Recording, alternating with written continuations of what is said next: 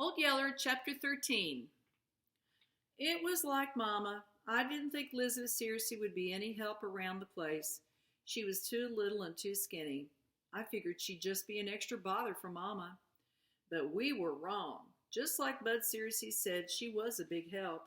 She could tote water from the spring, and she could feed the chickens, pack in the wood, cook cornbread, wash dishes, wash little Arliss, and sometimes even change the prickly pear poultice on my leg.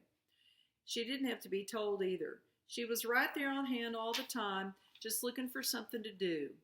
She was a lot better about that than I ever was. She wasn't as big, and she couldn't do as much as I could, but she was more willing. She didn't even back off when Mama hooked Jumper to the cart and headed for the field to gather in the corn. That was a job I always hated. It was hot work, and the corn shucks made my skin itch and sting, till sometimes I'd wake up at night scratching like I'd stumbled into a patch of bull nettles. It didn't seem to bother Elizabeth. In fact, it looked like she and Mama and little Arliss had a real good time gathering corn. I'd see them drive past the cabin, all three of them sitting on top of the cartload of corn. They would be laughing and talking and having a romping big time playing with the speckled pup, that before long I half wished I was able to gather corn too. In a way, it sort of hurt my pride for a little old girl like Elizabeth to come in and take over my jobs. Papa had left me to look after things, and now I was laid up, and here a girl was handling my work about as good as I could. Still, she couldn't get out and mark hogs or kill meat or swing or chop an axe.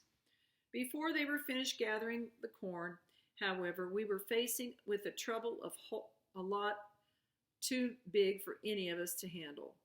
The first hint of it came when Spot Heifer failed to show up one evening at milking time. Papa had come in too late from the corn gathering to go look for her before dark, and the next morning she didn't need to. Spot came up by herself, or rather, she came past the house. I heard her first. The swelling in my leg was about gone now. I was weak as rain-chilled chicken, but most of the hurting had stopped. I was able to sit up in bed a lot and take notice of things. I heard a cow coming toward the house. She was bawling like cows do when they've lost a calf or when their bags had stretched too tight with milk. I recognized Spot's voice. Spot's calf recognized it too. It had stood hungry in the pen all night and now was nearly crazy for bait of milk. I could hear it blading and racing around in the cow pen, so starved it could hardly wait. I called to Mama. Mama, I said, you better go let old Spot into her calf. I can hear her coming. That pesky Spot. I can hear her coming. I don't know what's gotten into her, staying out all night like that and letting her calves go hungry. I heard Mama calling to Spot, and she went out to the cow pen.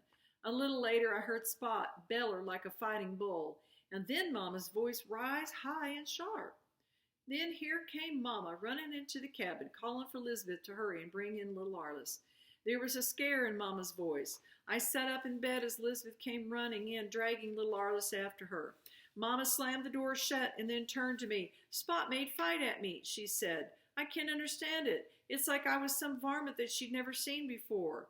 Mama turned and opened the door a crack. She looked out and threw the door wide open and stood staring toward the cow pen. Why, look at her now. She's not paying any more attention to her calf. She's just gone on and past the cow pen like her calf wasn't even there. She's acting crazy like she's got a hold of a bait of pea vine. There was a little pea vine and that grew wild all over the hills during wet winters and bloomed pale lavender in the spring. Cattle and horses could eat it, mix with grass, and get fat on it. But sometimes when they got too big a bait alone, it poisoned them.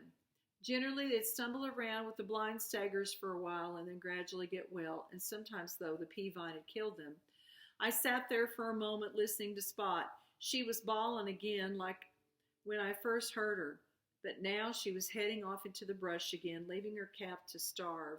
I wondered where she'd gotten enough pea vine to hurt her. But Mama, I said, she couldn't have gotten pea vine. The pea vine is all dead and gone at this time of the year. Mama turned and looked to me and then looked away. I know, she said. That's what's got me worried. I thought of what Burns Sanderson had told me about animals that didn't act right. I said, cows don't ever get hydrophobia, do they? I saw Elizabeth start the word. She stared at me with big solemn eyes. I don't know, Mama said. I've seen dogs with it, but I never heard of a cow brute having. I don't know. In the next few days, while Old Yeller and I healed fast, we all worried and watched. All day and all night, Spot kept right doing what she did from the start.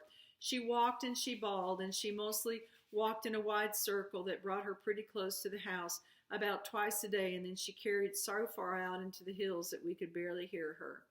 She walked with her head down, walking slower, and her bawling got weaker, and she got weaker, but she never stopped walking and bawling. When the bull came, it was worse. It got a lot more dangerous.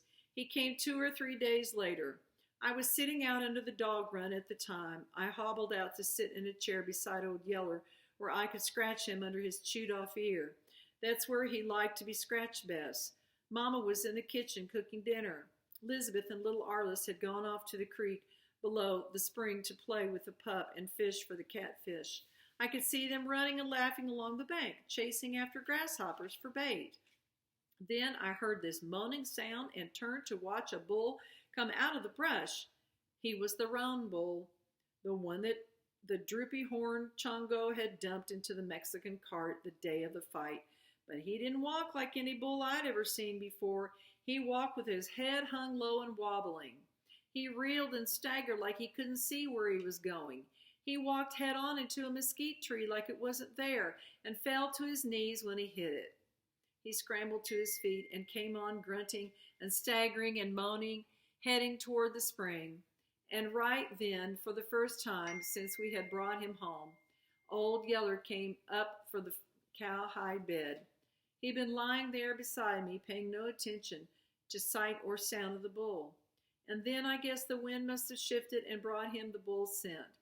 And evidently the scent had told him for certain that I was only beginning to suspect. He rose with a savage growl. He moved out toward the bull, so tremendously weak that he could hardly stand. His loose lips were lifted in an ugly snarl, baring his white fangs.